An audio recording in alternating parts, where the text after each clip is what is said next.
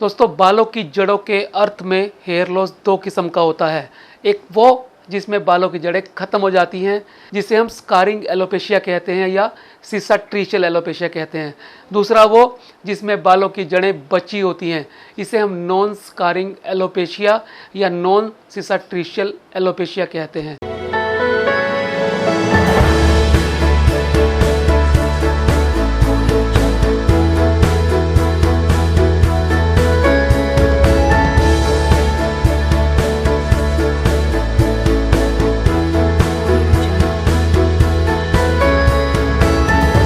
दोस्तों, ये दो किस्म का एलोपेशिया क्यों होता है, किस तरह के बाल नॉन स्कारिंग एलोपेशिया में आती हैं और किस तरह के स्कारिंग एलोपेशिया में आते हैं, आज के वीडियो में इन सब बातों से ही पर्दा उठने वाला है। क्योंकि बहुत सारे लोगों को ये प्रश्न आए हैं कि सर, हमें पता नहीं है कि हमारे बालों की जड़ें ख़त्म हो गई हैं या पड़ी हुई हैं, उसको कैसे जाने, घर पे कैसे जाने, उसके लिए और क्या क्या टेस्ट होते हैं, आपका डॉक्टर क्या क्या रिकमेंड कर सकता है, क्या क्या टेस्ट कर सकता है।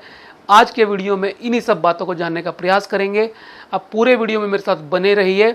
और हाँ, यदि आप चैनल पर नए हैं तो चैनल को सब्सक्राइब कर लें नोटिफिकेशन बेल के साथ, ताकि कोई भी वीडियो आपसे मिस ना हो। क्योंकि इस चैनल पर हिंदी में बालों से संबंधित हर तरह के वीडियो आपको मिलते हैं। साइंटिफिक वीडियो मिलते हैं, चाहे बालों की बीमारियों के बारे में हो, बालों की केयर के बारे में हो, बालों की बीमारियों के इलाज के बारे में हो, लेटेस्ट रिसर्च के बारे में हो, हर्बल ट्रीटमेंट के बारे में हो, आयुर्वेदा के हिसाब से खान पान क्या हो सकता है, उन सब के बारे में हो।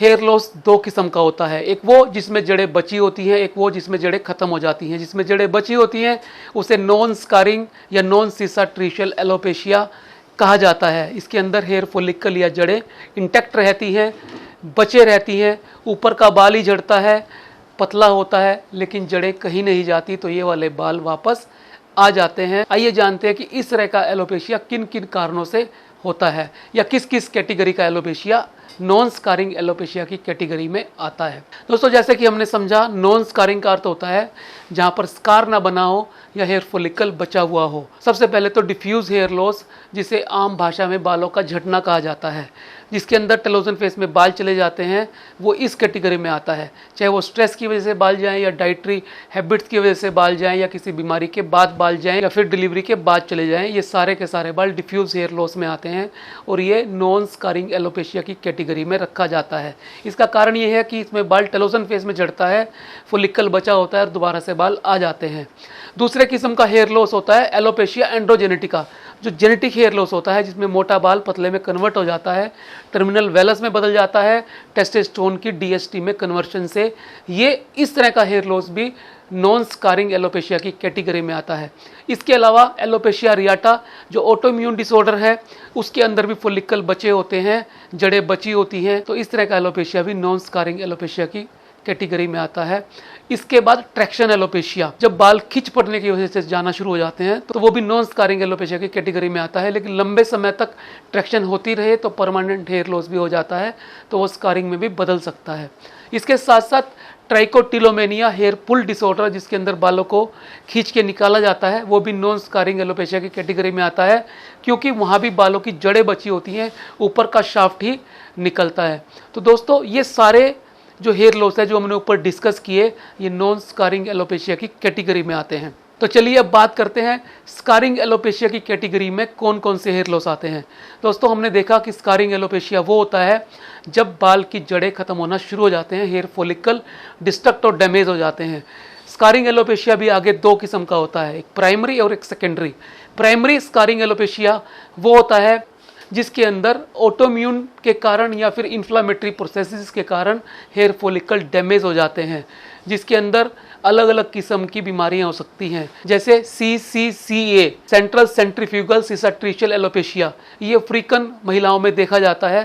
30 साल की उम्र में सिर के बीच और आगे से उनके बाल कम होने शुरू हो जाते हैं, जिसे हम CCCA कहते हैं। इसके अलावा CLE यानी ल्यूपस के अंदर भी हेयर लॉस होना शुरू हो जाता है और ये परमानेंट होता है, जिसे हम स्कारिंग एलोपेशिया की कैटेगरी में रखते हैं। दोस्तों, एक बीमारी होती है जिसे हम फोलिकुलाइटिस डिवेल्कन्स कहते हैं, इसे भी हम प्राइमरी सिसाट्रिशियल एलोपेशिया की कैटेगरी में रखते हैं।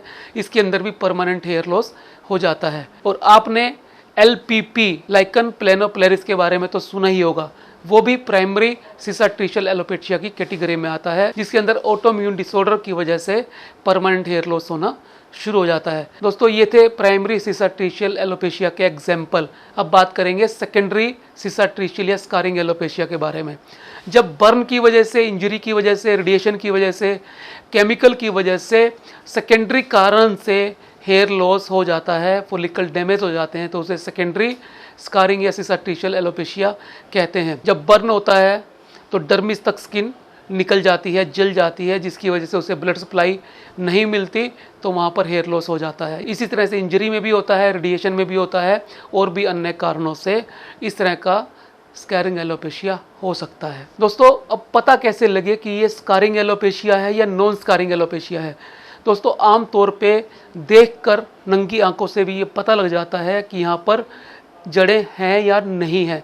जैसे एलोपेशिया एंड्रोजेनेटिका, डिफ्यूज हेयर लॉस या पैची हेयर लॉस में पता लग जाता है कि यहाँ पर जड़ें बची हुई हैं, या तो बाल पतला हो गया है या फिर वो टेलोजन फेस में जाने की वजह से झड़ गया है, वहाँ पे हेयर फॉलिकल बचा होता है, स्कार नहीं बनता, स्किन बंद नहीं होती पूरी तरह से, तो इसे नॉन स्कारिंग एलोपेशिया कहा जाता है। आप घर पे भी इसे देख के काफ़ी हद तक ये जज कर सकते हैं कि यहाँ पर जड़ें बची हुई हैं।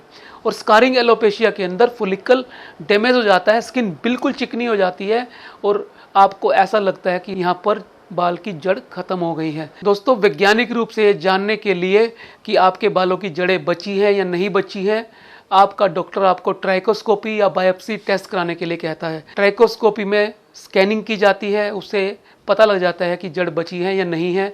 बायोप्सी में स्किन का एक पीस लिया जाता है, वो लैब में भेजा जाता है और फिर उसमें देखा जाता है कि जड़ें बची हैं या नहीं बची हैं। अब बात करते हैं इलाज की। दोस्तों नॉन स्कारिंग एलोपेशिया में सही तरीके से यदि इलाज किया जाए, आयुर्वेद के सिद्धांतों का, नियमों का पालन करके, खान पान रहन सहन को ठीक रखा जाए, तो सारे के सारे बाल वापस आ जाते हैं। और स्कारिंग एलोपेशिया में जहाँ पर जड़ें खत्म हो गई हैं वो बाल तो वापस आना मुश्किल होते हैं, लेकिन बालों को आगे लॉस रोका जा सकता है सही इलाज से, सही समय पर इलाज से। तो दोस्तों आज के वीडियो में हमने बात की स्कारिंग एलोपेशिया और नॉन स्कारिंग एलोपेशिया क्या होता है, किन किन कारणों से ये होता है, किस किस तरह की कैटेगरी के एलोपेशिया को इनके अंदर रखा जा सकता है, इसको जानने का क्या तरीका है कि बालों की जड़ें बची हैं या ख़त्म हो गई हैं। तो मैं उम्मीद करता हूँ आज का वीडियो आपको अच्छा लगा होगा।